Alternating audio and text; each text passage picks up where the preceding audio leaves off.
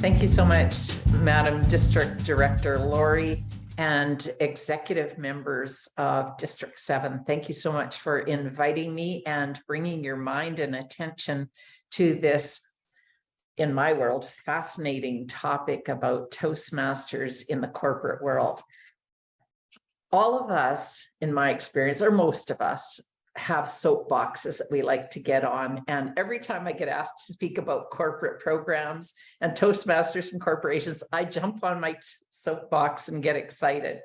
So I'll thank you for your attention tonight, and please keep track of your questions so we can answer as many of those as we have time at the end. And also I've agreed that, Lori, if we're over time or we haven't got all the questions answered, that I can stay a bit late or Lori can gather them, whatever works for you as a member of the team. So I want to go back to the very beginning, when you as a area director, a division director, club growth director, and your team are going out to work with corporations. Let me define what I call a corporate club, because there are a lot of corporate clubs on the books. And when I look at them, and I've visited many of them, they are not what I would call a corporate club, because they're not working in conjunction with the corporation. What has happened historically often is that the corporation says, somebody, for example, perhaps Pat works in the corporation, I go to HR and I say, oh, I want to start a Toastmasters club. They go away, go use the boardroom down there, stay out of our hair, leave us alone. And we do. And the corporation doesn't really contribute anything except maybe a meeting space. But they, for the most part, they forgot. And the people who said, just go to that room and stay out of our hair, have left the corporation. So there's really no ongoing support, but they're used to us showing up in the same room. So it happens until somebody comes along and says it doesn't happen anymore. But often those are chartered as corporate clubs because they're being held in a corporate building. What I consider corporate clubs, and when I'm talking about this today, this helps with that paradigm shift. If you're familiar with community clubs, the paradigm shift to a corporate for me is when the corporation partners with us. So that's when we go and we talk to the lead people in the corporation and they say, that's fantastic. We would like to have this as part of our training programs, our ongoing training programs. How can we partner with you? They may give money, they may give time, but somehow they're helping people show up in the corporate program. They may be paying, and as I said, they may be giving time, but they're involved in some way. And I also look at one of the elements to discuss with them, and I'll look at this in more detail, is that they want accountability. Because if they're giving time or money, or they're having this happen in their organization and they're promoting it through their training department, and they're saying, wow, we recommend our employees go to this, they want accountability. That means they want attendance and they want progress reports on their employees. So it brings a different onus to us as the Toastmasters when we arrive on site. So I want to, as I said, go back to the very beginning and look at some of the things that I look at basically before I even consider a corporate club. First of all, I want to find a corporation that has a minimum of 200 employees that work on site and are not shift workers. That's kind of the basic sustainable group in my books. I want, when we hold an information meeting and they're inviting employees, sometimes they don't invite employees, but if they invite employees, I want 30 to 60 employees to show up, or I'm going, I don't think there's any need here or no interest. And I am not at all interested in spending 3 months trying to get a club organized in a corporation, because they're already organized. They already go to work there. They already get training in this environment. If they're not jumping on board, I'm not going to spend my time doing that unless they've got a long-term plan and they sell that concept to me. But I've chartered corporate clubs without bragging in less than 2 hours because the work was done ahead of time. We walked in, we did an information session. The applications were handed out. We got 25 out of 30 applications and they were handed in and they walked out of the room. The club was chartered because the owner of the company was there and said, I'm paying, I want my managers in this program. And he stood up and supported and talked about being a Toastmaster. And guess what? The managers could see the writing on the wall. They weren't foolish. They said, wow, our owner was a Toastmaster and he's saying he wants his managers. We're signing up if I want to have a career in this organization. So that kind of support is not always there, but it's lovely when it's there. And it really sets that corporate tone that there's some expectations in that environment. The other thing that I talk about is that their expectation or my expectation that they're going to hold regular meetings. And for me, I always ask for weekly meetings. When we know that there's a number of factors that help the existing corporate clubs fade from existence. One of them is isolation. That's because we don't set them up that they must attend leadership training. That means TLIs, that they must participate at least at area and division level because they're part of a community and a bigger team. And that's what they're there to learn as leaders. And ideally at district and maybe even international if they aspire to serve on an international board or speak at an international level. So my expectation is with them is that they're meeting weekly so that they can practice because this is a different environment for them that they're not often familiar with in the corporate world. And so I'll get to some of those differences. So those are what things that I look for in just in the corporate when I'm going to go and talk to a corporation. If there is a champion identified, just as I said, this owner, that's fantastic, but it's not always happening right at the very beginning. Sometimes you need to find a champion internally.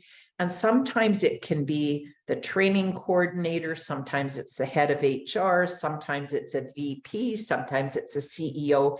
You have to inquire who that is. It's not going to be consistent. It'll depend on how they run their training in their organization and who wants to receive the reports, who's going to hold the group accountable. So you want to look at that reporting line is really what you're identifying. So a couple of mindsets for us also. So now we looked at the corporation, we go, oh, they've got 200 people, they're on site. They could be online, they could be on in person. Nowadays, we can have hybrid or just online if they choose. A couple of mindsets for us when we go in. First of all, figure out everything before you go in. Figure out how many people do you want in the class? When are they going to take their intake? Are they taking new participants every 6 months? Or are they allowing people to come in every month? Because I think that'll drive a corporation crazy, because their finance department will not want to be sending $50 this month and $50 next month. And no, so we need to talk about intake periods. So I would suggest every 6 months. You need to think about, are you going to talk to them about the wait lists that they would want to create for that? You want to talk to them about accountability in their corporation. How do they already have accountability? So how do they run their training department already? Do they pay for their employees' training, or do they ask their employees to pay and then get reimbursed upon successful completion? If they do the latter, you have to figure out with them, what do they consider successful completion for Toastmasters? Because there's really no graduation. So you need to have that conversation with them as well. You want to figure out what kind of support are you giving them from the district, in their club, for their officers, for that accountability. You want to figure out how they fit in the district. Are your area directors trained to give useful feedback to a totally different functioning Toastmaster program? Because if an area director goes in and says to a corporate club, or corporate program, if they're set up as a learning program within the training department there, and they're doing registration through the training department, if an area director goes in and says, oh, have you had any open houses, or what are you doing for recruitment? And the corporate club's going, we don't do that. Our HR department sends us the people who are signed up for the program. So we need to think like the corporation where we're going. So that's the biggest paradigm shift that we have when we're getting ready, is to imagine ourselves sitting in that chair in the corporate world, and Toastmasters wants to come in.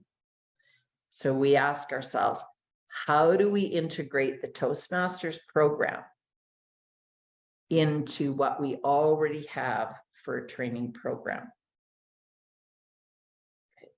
So most corporations have some kind of learning culture, some kind of learning organization. They're sending people for software training. They're sending them for conflict resolution, project management, you name it, they're sending people. So we want to find out how they run their training department, and whatever they say they're doing, we go, that works perfectly for us, because we want to fit into them. All we bring is a delivery method that's unique, that we'll have to teach them about, and the curriculum. They bring the structure. We don't have to anymore. We don't have to go into the corporation and say, oh, we'll do this and we'll do that, and we'll put posters up, and we'll get all the open houses scheduled. And no, we want them to do that. We want them to partner with us, just as they would do with a project management course. They would get the people registered that they want to take that program, or the employees ask to take it. And then they notify the consultants or the trainers, which is us, how many people are going to be in there. But we also let them know up front that, hey, we have a minimum of 20 members at all times in this program, or it doesn't run well. So that's our number one requirement, that you have 20 members minimum in this program at all times. That's your responsibility. Now, when I worked as a trainer in the corporate world, I would go in, and if I had curriculum and it worked for 20 people, I would say, hey, I've got to have 20 people. I can take up to 25. And then they would know where in that scale they had to have people attending. If they had less people than that, we canceled the program or postponed it. So you have to be prepared to walk away also if they don't have a demand. If you don't have a demand and you struggle to create the club, my experience is that is the beginning of a struggling relationship. Because if they don't get 20 when it's fresh, bright, fun idea, it's really hard to keep it there. So I want really 25 people when you charter, because a couple of people will get transferred or stop work, leave work, and now you're down below the minimum of 20. So you must get more than 20. 25 is always my target, and looking at getting them recruited. So looking at the partnership, One of the things that I found is that when we go to meet with the corporation, come with a mindset of, I don't know anything about the corporation and how you run your training, but I know all about the Toastmasters program that we offer you and what the skills are. I don't want you ever to apologize about the time and the money that this program is going to cost them. Don't ever down talk it. It is, I have bought, as a manager of training and development in the corporate world, I have paid $5,000, $10,000 a day for training events, and not a bat of an eye. So, because the people selling it thought it was of great value and the people buying it believed it. So don't let the cost get in the way. If you have struggles with it, think of the value of it, or have someone else talk about the money. Think about the transferable skills, and these are really important to talk about to the corporation when you are talking to them originally about what we bring.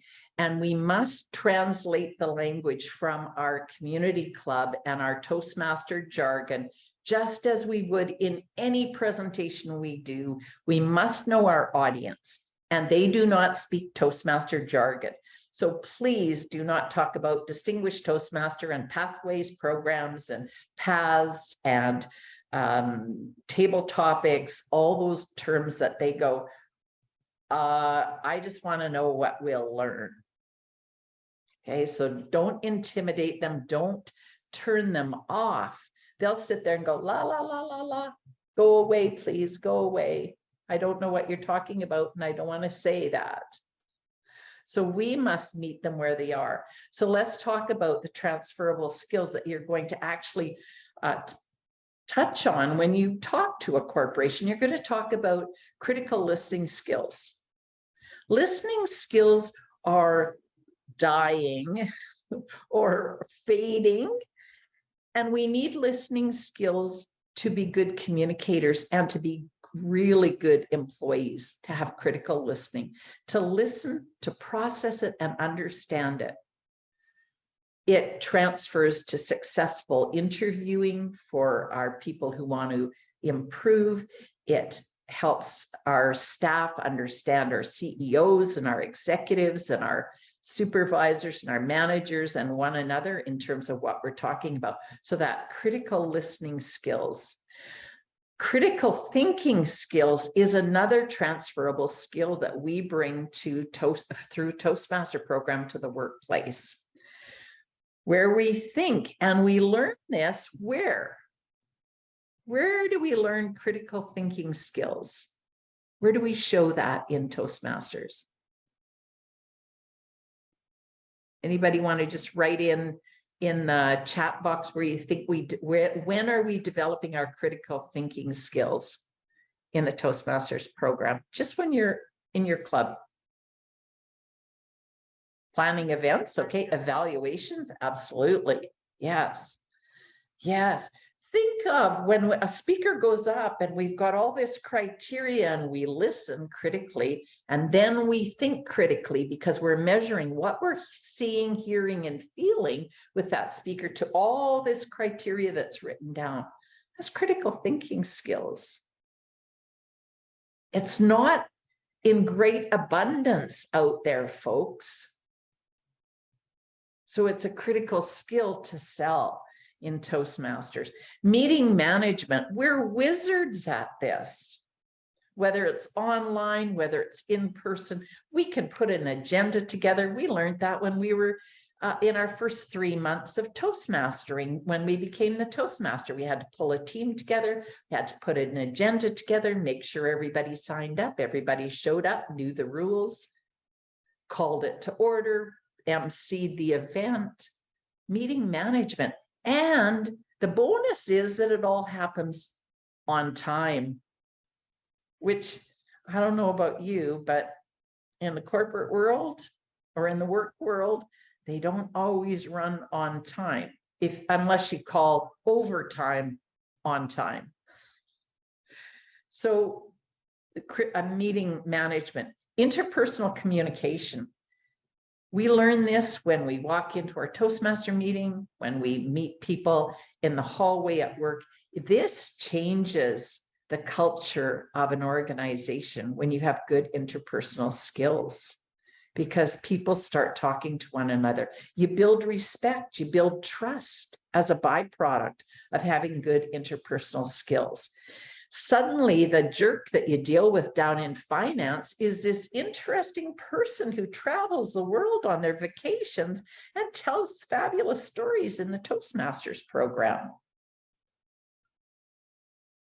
Now, I don't know about you, but certainly a byproduct of all of this in Toastmasters has been the confidence and self-esteem from the critical listening and thinking skills to then be able to speak up, ask really good questions as a result of that, and bring value to the corporate meetings and thinking tanks or whatever you're involved in. From this, we take away presentation skills, more formal presentation skills, absolutely, which is what usually terrifies people, but we become very comfortable. Sometimes we find out that we're presenting at our professional organizations, conferences, or we're representing the organization, or they start to ask the Toastmasters to MC corporate events because they see us with the skills to be able to manage this. So those more formal presentations, we walk in and we're quite comfortable and it just seems pretty familiar, but they see somebody walking to the front, putting up a slide deck, or presenting a very complex report, but relating it as we learn to do with technical presentations. And they're going, where did you learn to do this? Also, the informal presentations that we practice every week in table topics. We start to see these employees excel when they're looking for promotions at work because they hear the question, they can think about the question, and then they answer in that impromptu process and actually answer the question. Now, I've done lots of interviewing in HR. How many people here have been in HR interviewing? Nobody. Okay, some of you have. Great. Well, how many times have you sat through somebody that didn't answer the question and you're sitting there going, please answer the question so I can help you get the job that we know you're qualified for? But we teach the people to do that so they can get out of their own way and be successful. So one of those transferable skills, we also teach accountability. And this is phenomenal in the workplace to build accountability. I have friends that call me and ask me to hold them accountable because I've been in Toastmasters for so many years. That's just part of the deal when you work with me or you know me. I'm okay. If you want to clean your closet, I'll hold you accountable. You want to do a speech in 3 weeks, I'll hold you accountable. You want to change your job, I'll support you and hold you accountable. So it's a transferable skill that's very valuable. We also have organizational skills. We have some management skills. We have teamwork, again, that we do in Toastmasters all the time. And we just kind of take it for granted how we work together. But in the workplace, it's pretty valuable. So and of course, the evaluation skills that we build, because we find that people will rise to the level of expertise within their technical fields, and then they'll go, oh, I don't want another promotion because I'll get people. And they don't want people because they don't want to manage the performances. But we manage performance every week in Toastmasters. Here's what you did well. Here's what I appreciate about you. Here's what I value in you as an employee. Here's something I think that we need to work on to take you to the next level. Keep it up. I appreciate you. You contribute to the team. We know how to do this. And we've learned it in Toastmasters. And that is super valuable. This is one of the selling features that when I go in and I talk to a corporation, I say, are you targeting specific people within your organization for the Toastmasters program? Some of them will say, oh, IT, because they're not very good communicators. I'll say, how about your entry-level supervisors, managers that want to learn how to give good feedback so you can grow really good, strong managers and senior leaders in your organization? Evaluation is the key to developing those people. So those are some of the transferable skills, not how we do them, but the transferable skills that they're looking for that are all useful in their environment. So a couple of other things that we want to do when we first meet with the corporation, however you get into that, in to see them. There's things that I would suggest you do in terms of translating your Toastmaster jargon to corporate speak. You want to sound like the corporation. And one of the things that I did, first of all, was I changed talking about paying dues, because in my environment where I worked, that meant professional dues. And there was actually policy in our corporation that the corporation could not pay your professional dues. That was your responsibility as a professional. And so there was this trigger around the word dues. And I thought, well, what do we call when we pay for training? And we use the word tuition. And it's kind of universal that when you go to school, when you take a course, which we are in Toastmasters, we're an education program, we pay tuition. So I talked to the corporation about paying the tuition. How do they pay the tuition or the fees for the training programs that they deliver? I talk about the curriculum. I don't call it pathways. They don't care what it's called. They just want to know that our curriculum, it has 11 different paths to choose from. It's got evaluation criteria attached to each one of them so that we have objectives that people are working towards. It's built on adult education principles, so it was built by professionals, and that it is available online. It's also available in printed form for those that do not want it online. Now, my experience is that almost every person in the workplace nowadays, with few exceptions, wants it online. So there's very little request for the printed documents. I talked to them about the fact that there's a training program. That's what I call Toastmasters, a training program, that there's a requirement for a minimum number of people in the program, that there's an opportunity to do strategic planning, that there's going to be 7 leadership opportunities in this program. Every year there's 7 leadership program opportunities. If the person chooses to take that leadership program, take part in that and be one of those 7, there's a requirement that they go to leadership training. And just like so many other things in the world, they don't all fit neatly into your work hours. So it is required training. If you're a leader, you go to leadership training, and those will be held after hours. So I'm right up front that there's expectation that there will be requirements outside of the work hours. I think that's fair. I don't want somebody to say, oh, I'll be the leader. Oh, no, I'm not doing Saturday. I'm not going to a TLI on Saturday. I'm going, if you were taking a university course on communication, would you have to go someplace on Saturday? Maybe you would. So let's be right up front with them. Don't keep any secrets or pretend, oh, we won't ask you to go, and then say, hey, they don't come to training. They're in isolation. They don't participate. They're failing. So tell them up front, right up front, what the expectations are.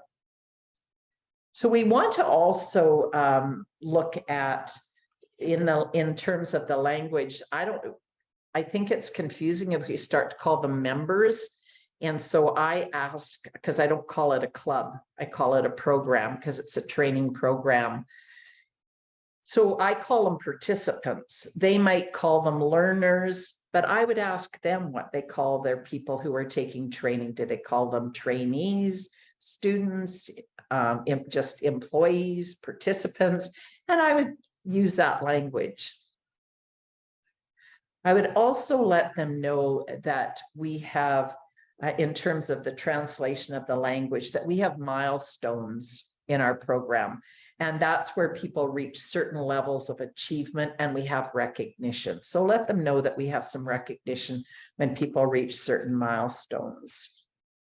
So those are the major word changes that I bring to it and suggest, and you'll find some other ones that may work for you as well. I just want to take a bit of a detour here for just a moment and look at in the club those 7 leaders, because here's another change of language that I do because they have different responsibilities, because they're not recruiting people off the street. They're not doing a lot of the regular things. So when we look at the 7 positions, I call the president, let's translate president, I call them the chief liaison. So I call all of these roles liaisons because they're actually working with the corporation, between Toastmasters and the corporation, to help support this club while they learn leadership, right? So it's experiential learning. There's also, so the education person I call education liaison. They're the one that's most like our community clubs in that they're scheduling people to make sure that they're meeting their training needs, but they're working probably more closely with the identified training needs than a lot of community clubs do. That there'll be that need to know what the employee wants them to learn, or the employee wants to learn, and the employer wants them to learn. The membership is, I call them the liaison, the people liaison, or the employee liaison, whatever the term is, participant liaison. And this is, this role is often to work with the department that's arranging for the next intake of participants, what they need, if they're doing some onboarding, if they're screening people, if they're managing it, if they need to talk about policy of how long the employee will support one person to be in the program, all those types of things. So whatever it takes to look after those participants. They may also be working with the education to support them meeting their education goals. Then when we look at finance, that's the finance liaison. They're the person that's actually going to make sure that Toastmasters International has an invoice to get to the finance department in the corporation, or whatever that corporation needs for money. They're going to manage that intake and that exchange of money. That's when I was saying that I think that it's wise to look at a 6-month intake, that this finance liaison isn't going every week and saying, hey, sorry, finance department, Dave just joined. Can we have another $20? And next week, I think Jim's joining. So I may be back for another $20. They will soon boot you out of their office. So we have to work with them and what would work for them. The secretary for the club, I call the administrative liaison, and this is a person that helps to track the data. So the attendance, what we have to report back. So they're going to take attendance, and they're also going to track in partnership with the the participant liaison and the education liaison in terms of participation. Who's doing what? How many speeches are they giving? How many times have they been Toastmaster, evaluator? how many times have they spoken in table topics? All of those things need to be tracked. So, because we want to report to the organization who's progressing in the program. And have I missed? Oh, Sergeant at Arms.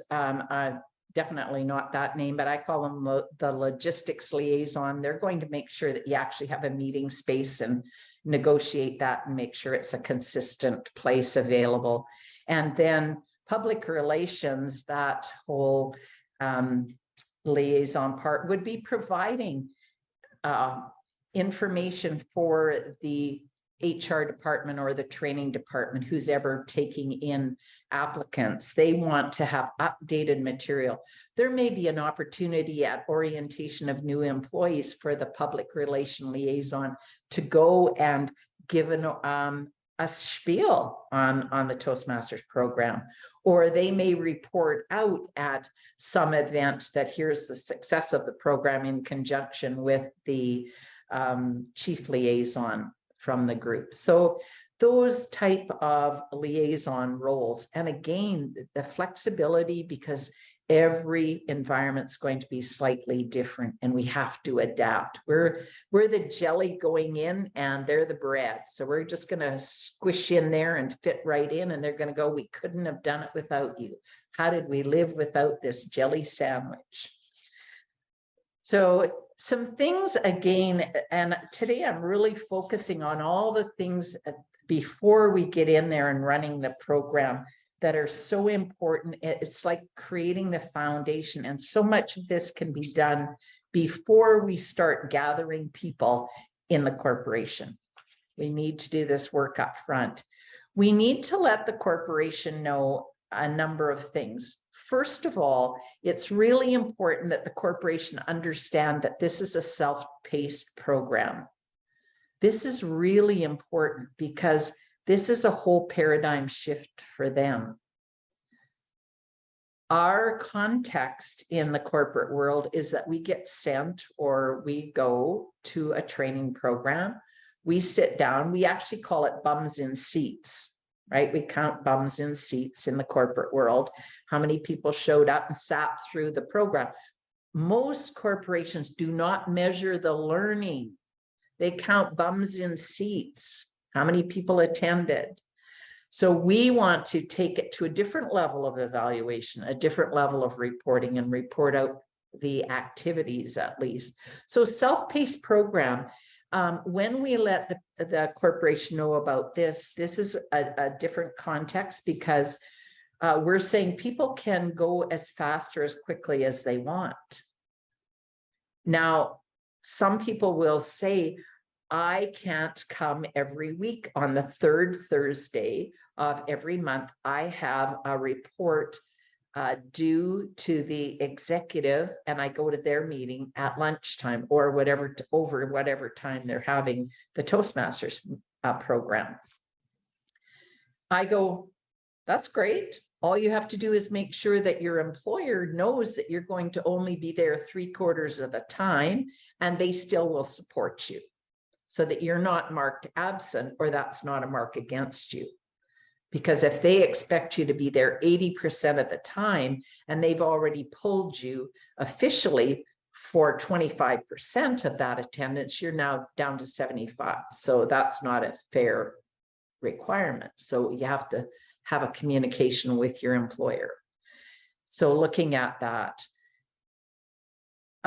it's experiential learning. And this is really important, because often corporations will say, oh, we can't have these programs every week. And I go, we're looking at 1 hour of practice for 25 people in a room every week. If you don't practice at least every week, the piano or soccer or cricket or hockey, whatever it is, you're never going to build a skill.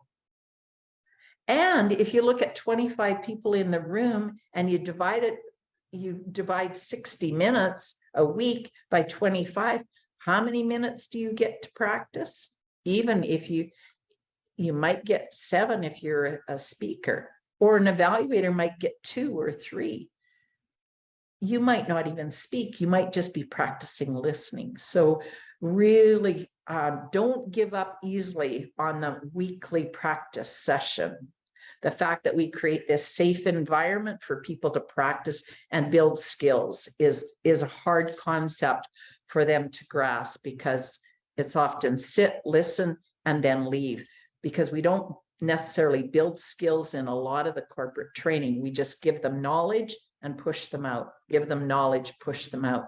Here we're building skills. We're giving you knowledge, and then you practice until you get good at it. And then we call you forward to the next level of skill development, and you keep going.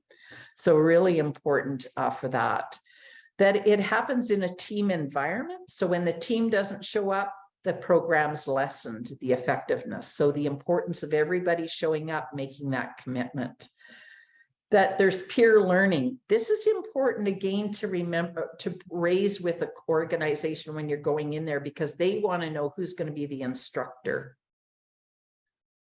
Oh, we're not instructor led. And they're going, no, don't tell me that my employees are going to train my employees. So that's like, not to be sarcastic, but that's something like Dumb and Dumber, right? Like who's leading who? And so you have to say, hey, we provide mentors and sponsors. We have people that are going to be here that are going to teach the basics. They're going to be here up to 6 months to a year, helping your team understand all this, develop that. And then those people will also be able to pass on the knowledge, but you're never going to be abandoned. We've got leadership levels that are going to come in and provide support. We've got district that's providing training. We've got events that you can come to and attend. So we want to make sure that they understand all the support that there will be.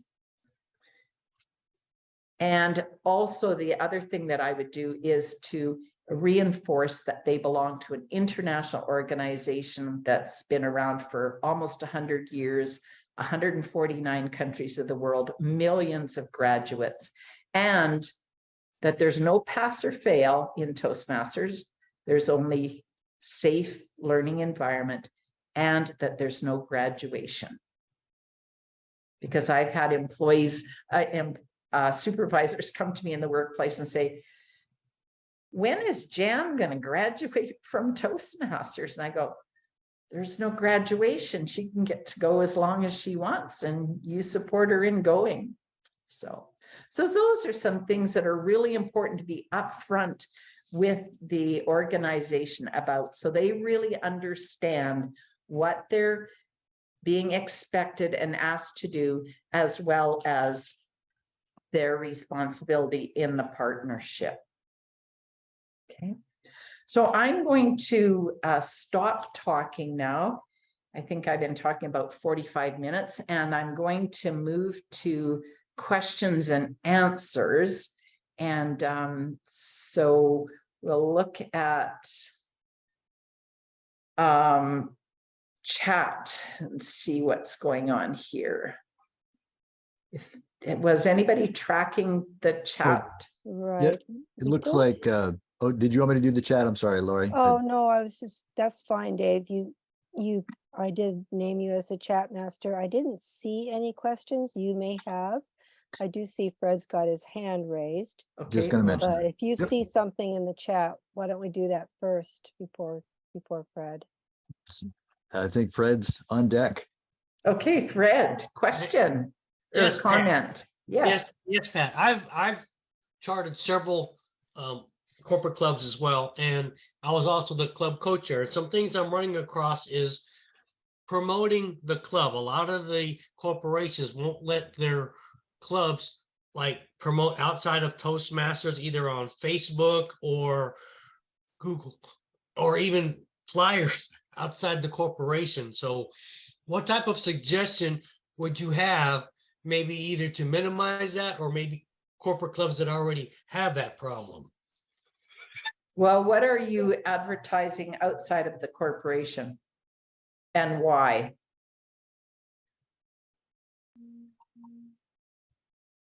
Oh, why are they, or why aren't they? Yeah, why are they advertising outside of the corporation, and what are they advertising outside of the corporation? Some of it is, some of the corporate clubs are an open corporate club, but also some of them are trying other means to draw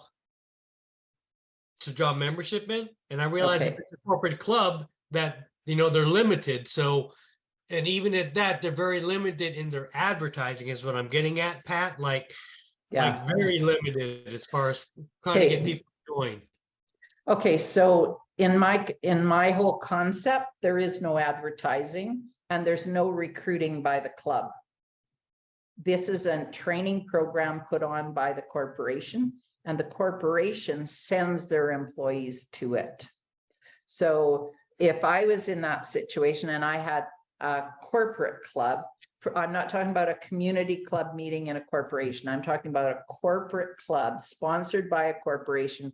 I would go back to the HR or training department, whoever does their training, and I would resell them the concept that their agreement when they signed with Toastmasters was that they would provide a minimum of 20 people for this program at all times, because that's what it says in the when you sign up.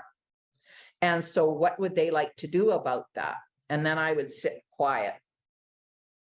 And then if they said, well, give us some ideas, I'd say, well, you want to run it like you would run a training program for project management.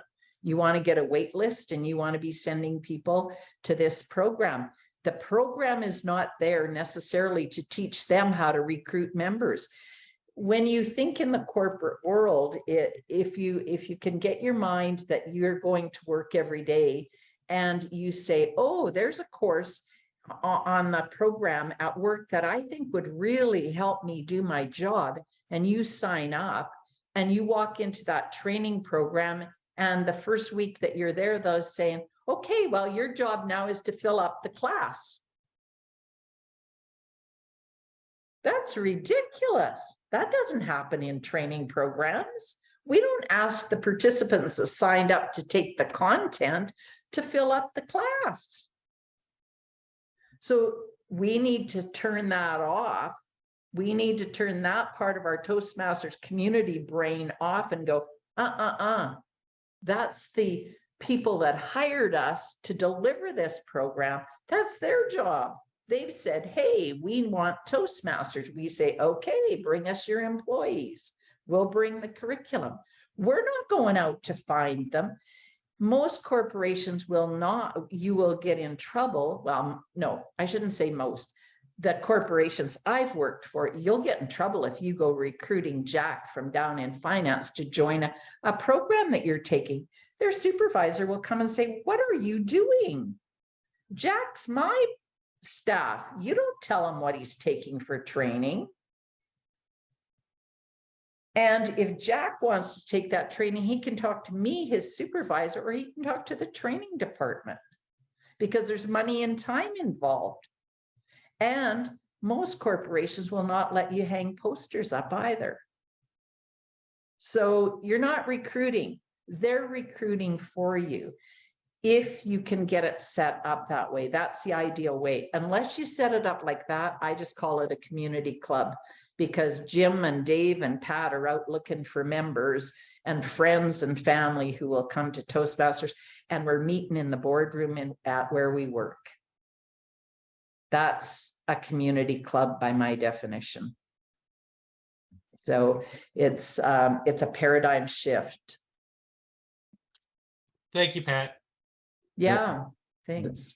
That is excellent. And just to support that commentary, our Zoom master said, in my experience, in a closed government club, if membership is low, the HR department and I work together to get membership up, then I would get it in the newsletter and time in on the all staff required meetings. So it's exactly what you were just saying. I think that is an incredible point that you raised. We do have a question, but I think Jim's hand was up, and then we can go to the question in the chat if you'd like, Pat, from Jim Robinson. Yeah, absolutely. And Fred, thank you for raising that question so that we had an opportunity to explore it. That's great. Jim. So Pat, I have a scenario and an idea I wanted to picture for you, frame for you, and then see what thoughts you have on it. we have an office building in Portland where there used to be a Toastmasters club that was a community club for quite a few years. Mhm. And then that club closed. Then one of the corporations that's in that building opened a corporate club, and they were open for a couple of years. But then during the COVID shutdown, they had everyone working remotely and they shut down the club. Now we're looking at, okay, could we get a club going there? A lot of their employees are still working at home, Mhm. but the thought occurred to me, there's another corporation in that same building that has Toastmaster clubs at other locations, but not at this location. There actually maybe a couple of corporations in that building that have Toastmaster clubs at other locations, but not at this location. Would it be worthwhile to talk with these individual corporations in the building, maybe get them to put together a combined Toastmasters club in a way that there could be the corporate model, but it would be a couple of different corporations actually combining together for the training program in that office building? What do you think? Okay, I have a whole bunch of ideas. That darn critical thinking skill that I developed in Toastmasters. I just went, and I've got this cauliflower brain now going on. First of all, I would go back to the corporations that used to have corporate clubs and say, hey, can we reestablish them? We've turned into experts of online Toastmastering, because I'll tell you what, Jim, I got hired by the university during COVID to create online speaking courses because they couldn't find anyone else. And they knew I was in Toastmasters, and they said, are you doing speaking online? And I said, we're living online. And I got a contract to build and deliver online training, because this is a skill that they need, because the university is online, their instructors are online, their staff is online. So I would go to the corporations and say, hey, we're experts on online meetings and presentation skills. Are you willing or interested in bringing your staff back? Some can be in person, some can be online. Let's bring it back. Or could we do a hybrid? Have you got the facilities to do hybrid? Because most of them do. And so I would go back to the ones that you already had, first of all. The second thing I would do is, in terms of getting two corporations together to say, hey, we're going to run a corporate club, there's going to be a lot of work involved in this, because you want to make sure that they consistently have decided together, are they paying? Are they giving time? Because see, I see having Toastmasters at 2 o'clock on Thursday afternoons, not at lunch hour. That my first ask is during work hours. If your staff gets paid for training, well, then let's pick Tuesday at 2 o'clock for Toastmasters. 1 hour, we're in, we're out. And because unless your staff is asked to do all their training on their own personal time, why would you be asking them to do a valuable critical listening, thinking, speaking, presentations, team building, morale building, confidence, self-esteem on their own time? That sounds like it's a work-related training. So if you are going to go with two corporations, you've got to get them compatible, that they agree that it's going to be 2 o'clock on Thursday afternoon. They're each going to send how many people, and they're going to pay. They're probably going to have to find a way to pay it together or at the same time. So there's going to be a lot of compatibility, because we have to manage that. We have to orchestrate them coming together, having the same policies, so that there's not haves and have-nots in the club or in the program. You're going to have a lot of confusion if, for example, Lori's paid to go and Pat isn't, or if Pat's given time and Lori isn't, or if corporation A wants to send 6 people and corporation B now has to send 14 people. So who are we sharing it? Are we sharing the facilities? Have we got agreement? Are we, so there, it's right back down to all the foundational pieces that you have to get them in agreement with, get them to have some kind of written agreement so they don't disappear on you, because now you got twice the opportunity for them to disappear on you. But I would go back to corporate clubs that have disappeared. Even if they were community clubs meeting in corporations, I would still go back and say, hey, we've developed a lot of skills online and for our communication and leadership program. Are you interested? Would this serve your people well? I would go back and I'd try to reset those programs, because I don't think they have even given it thought in most cases that they could do it hybrid or online and that they would benefit. And what I hear is that a lot of people say, oh, I work from home now, I don't have any time to do that. And I go, well, the other thing we can teach you is how to have good, healthy boundaries. If your employer is sending you for training from 2 to 3 on Thursday afternoon, I would say that you're going to be held accountable to go there. And if you tell them that you're too busy, maybe you're not a very efficient worker. Or maybe you don't prioritize well. So maybe boundaries is something they can learn also. Anyway. Thank you, Pat. And you're removing all of our excuses. I wish you'd stop doing that. You know, I think the biggest thing for me is to just go in with a curious mind about knowing that I know the Toastmasters program. I know all the transferable skills. I know how the mechanics work. All I need to know is, are they interested? Could they use these skills with what sector of their workplace? And then I'm just curious, how do you run your training? Do you pay your employees? Do you reimburse them? How do they get completion? Who holds them accountable? What are the deliverables you need from us? Who runs your training? Who would we work with? Who's paying? And how do you want to pay every 6 months? Do you want to pay every month? What, you know, I'm just full of questions because they're going to tell me how they're going to run it. And I'm going, that's perfect. We can work with that. Because we just bring the curriculum and they bring the process.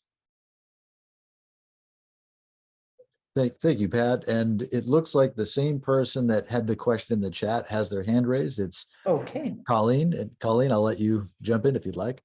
Hi, Colleen. Thanks, Dave. Hello.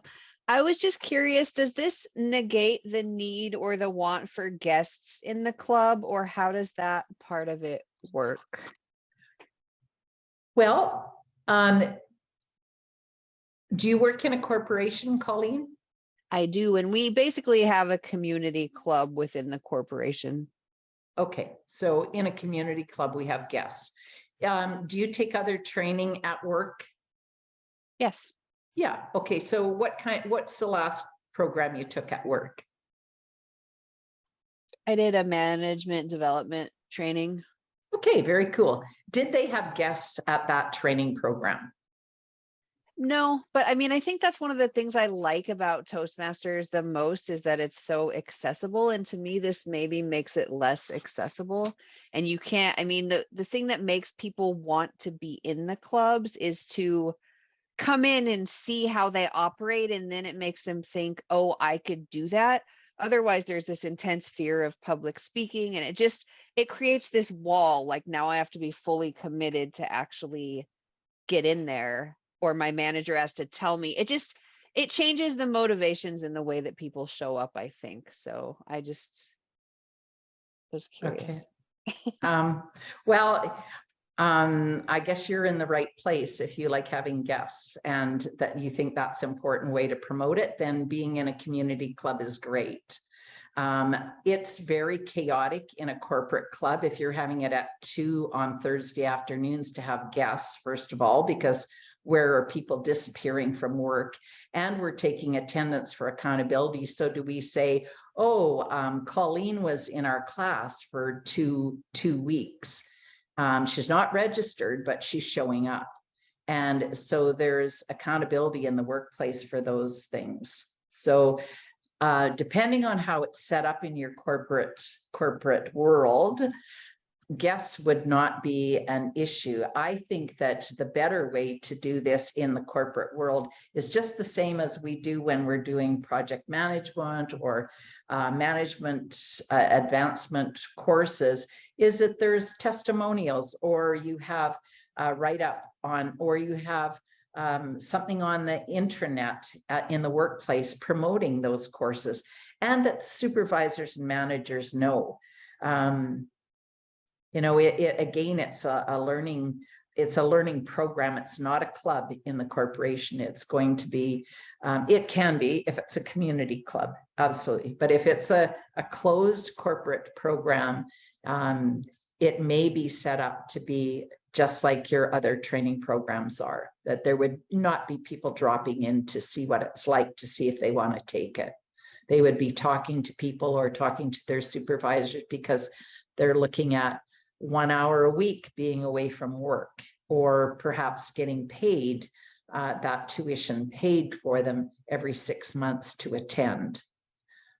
So no, I think this is extremely interesting. I've never thought about it really in this context. And I mean, right now our club has essentially disintegrated, and I'm actually trying to find ways to restart it. So I think it's a really good time. It just means I need to reframe what it looks like in my own mind and how that's different from my experience, and then maybe do the storytelling a little bit different than I've been telling it to get people in. And maybe we could add, like, as part of the corporate part, we could actually do an open house and have people come observe that way, but it might be like once a quarter or every 6 months instead of like drop into every meeting or something like that. Or rather than doing an open house, do an information session. Yeah, sure.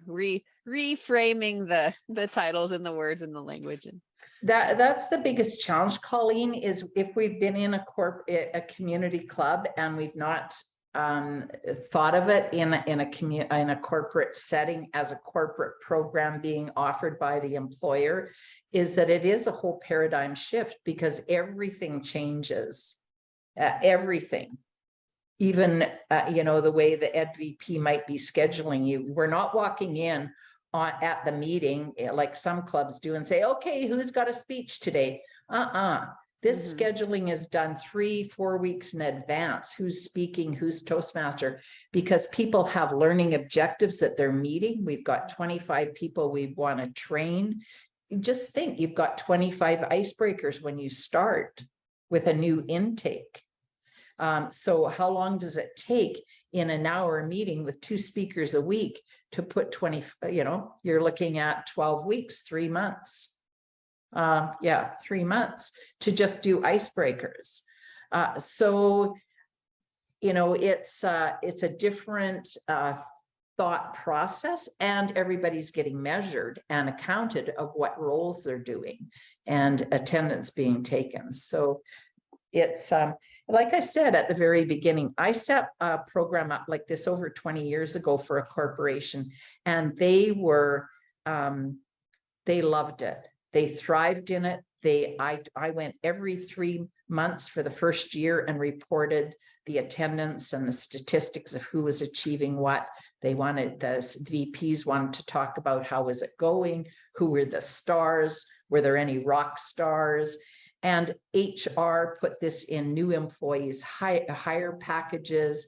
They did recognition at their monthly project management status meetings. They called up the people that had finished, you know, in those days, it was a CTM or their designations, whoever reached a milestone, they celebrated that at their project status meetings. It was totally integrated. And that club showed up at area and division events. They were always at officer training. We didn't have to babysit them. They ran that program because they were serious. And interesting for them is that they had a lot of internal policies around their training. And one of their policies was that everybody that needs the skills will go to Toastmasters. And so they could be sent by their supervisor. They could be a volunteer themselves, say, I need these skills, and they would go. But their rule was, when you walk through the door of this training program, you take your work hat off. If I'm a VP and I'm a poor speaker and you're my administrator, that does not exist in this room. You are my evaluator and I am the speaker, and you will give me feedback. And they were amazed at how it changed the dynamics in their workplace in terms of open, honest communication. It got much flatter in terms of relationships. It wasn't all the, I bow to all of these above me, which it can be, and it doesn't have to be, but it got much flatter and different relationships with one another as a result of. Now that doesn't work in every place for sure, because I know some corporations that have tried that and it didn't work at all because there were some egos that weren't going there. Yeah, They sure. weren't having somebody below them evaluate them, but it's just an example of what can happen. And it depends on the corporation. Yeah. But I'm excited for you where you are, because you're on square one and you get to start and set it up some way.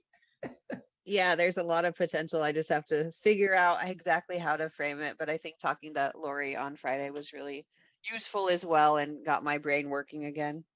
Great. Well, if I can support you and Lori in any way, or your team, just let me know. I'm close. I'm on the same time zone, I'm just up the coast. All right. Well, thank you very much. Yeah, you're welcome. Wow, Thanks this is for incredible. asking. Yeah. We are over time, but I just also wanted to honor quickly what's in the chat. 2 paragraphs that our Zoom master added. HR and I have used the concept of intake for specialized training program instead of an open house. And then related, HR sent notice to managers, manager emailed back to HR. So sort of a way to do this. A list of employees they wanted to do through intake. HR and I looked through the list together. By the way, I was the union rep. And then we've also got some thanks comments in the chat. This has been extremely helpful from Trish. Lindsay said, I'm inspired, but now until next fall, thank you. So there's lots of gratitude. I think we could go on and on. We want to respect your time. At this time, I return control of the meeting back to our presiding officer, Lori. Thank you, Pat. Thank you so much, District 7, for inviting me. District Director Lori, thanks. And great to touch base with Jim again. And welcome to the team, Dave.